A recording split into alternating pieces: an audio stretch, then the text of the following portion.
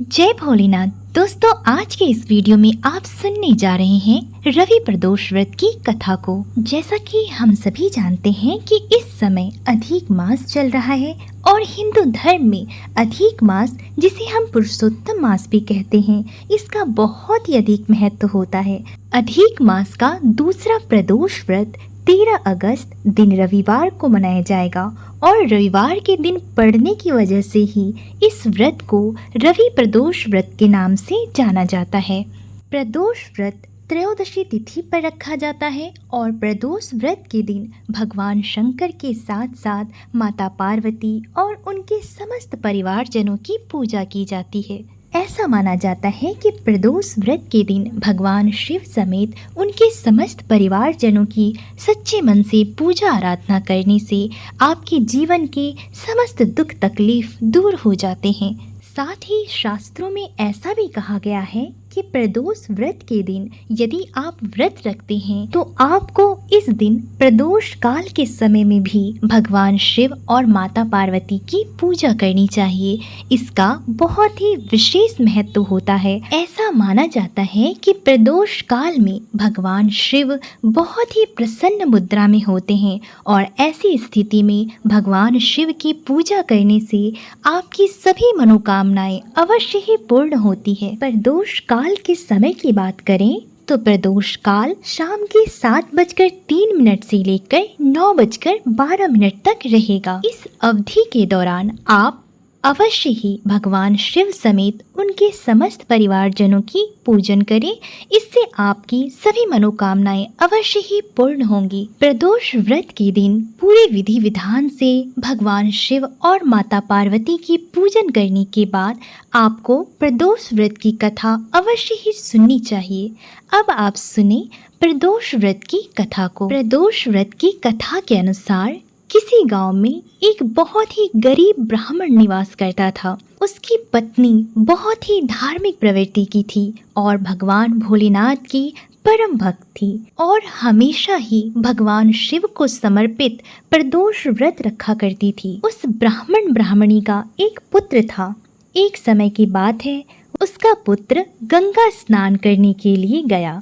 दुर्भाग्यवश मार्ग में कुछ चोरों ने उसे घेर लिया और उसे धमकाते हुए कहा, देखो, अगर तुम अपनी जान बचाना चाहते हो तो तुम अपने पिता का गुप्त धन कहाँ छिपाया हुआ है यह मुझे बता दो। वह बालक बहुत ही डरते डरते कहने लगा कि भाइयों, हम तो अत्यंत ही दुखी हैं, बहुत ही गरीब हैं, हमारे पास धन कहाँ है। तब चोरों ने कहा कि तेरी इस पोटली में क्या है। बालक ने निसंकोच कहा कि मेरी माँ ने मेरे लिए रोटियां दी थी। यह सुनकर चोरों को उस पर दया आ गई और उसने कहा कि यह बेचारा बहुत ही दुखी मनुष्य है, अतः हम किसी और को लूटेंगे। इतना कहकर चोरों ने उस बालक को जाने दिया। बालक वहां से चलते हुए एक नगर में जा पहुंचा और नगर के पास एक बरगद का पेड़ था। वह बालक उसी बरगद के वृक्ष की छाया में सो गया। कुछ ही समय के बाद उस नगर के सिपाही चोरों को खोजते हुए उस बरगद के वृक्ष के पास जा पहुंचे और बालक को वहां सोता देखकर उसे चोर समझ लिया और चोर समझकर उसे बंदी बनाकर राजा के पास ले गए। जब राजा ने उसे देखा तो क्रोधित होते हुए कहा, इसे कारावास में बंद कर दिया जाए। इधर बहुत अधिक समय बीत जाने के बाद जब ब्राह्मणी का लड़का घर नहीं लौटा तब उसे अपने पुत्र की बहुत ही अधिक चिंता होने लगी। अगले दिन प्रदोष व्रत था और ब्राह्मणी ने प्रदोष व्रत किया और भगवान शंकर से मन ही मन कहने लगी कि हे भगवान, मेरे पुत्र की रक्षा करना, पता नहीं मेरा पुत्र किस हालत में होगा। हे प्रभु, कृपा करके आप उसे कुशल पूर्वक रखना। ऐसा कहते हुए ब्राह्मणी भगवान शंकर से मन ही मन अपने पुत्र की कुशलता की प्रार्थना करने लगी। ब्राह्मणी के द्वारा इस प्रकार विनीत भाव से प्रार्थना करने पर भगवान शंकर ने उस ब्राह्मणी की प्रार्थना स्वीकार कर ली और उसी रात भगवान शंकर ने उस राजा को स्वप्न में आदेश दिया कि वह बालक चोर नहीं है, इसे प्रातःकाल छोड़ दो, अन्यथा तुम्हारा सारा राज्य वैभव नष्ट हो जाएगा। राजा नींद से घबराते हुए उठा और भगवान भोलेनाथ से अनजाने में हुई अपनी भूल की क्षमा याचना करने लगा।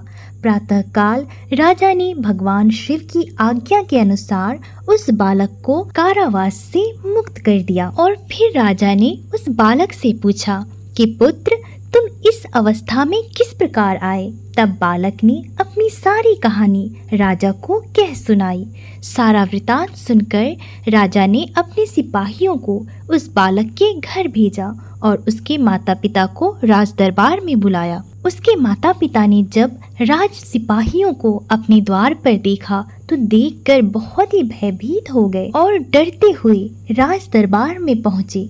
राजा ने उन्हें भयभीत देखकर कहा कि कृपया करके आप भयभीत न हो, आपका बालक निर्दोष है। हमारे सिपाहियों की भूल की वजह से बेचारे को इतना यत्न सहना पड़ा।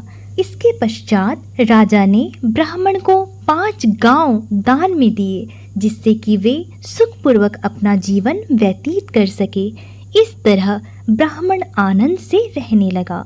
भगवान भोलेनाथ की दया से उस ब्राह्मण ब्राह्मणी की दरिद्रता दूर हो गई। कहा जाता है कि जो भी मनुष्य प्रदोष का व्रत रखता है वह सुखपूर्वक और निरोगी होकर अपना पूर्ण जीवन व्यतीत करता है।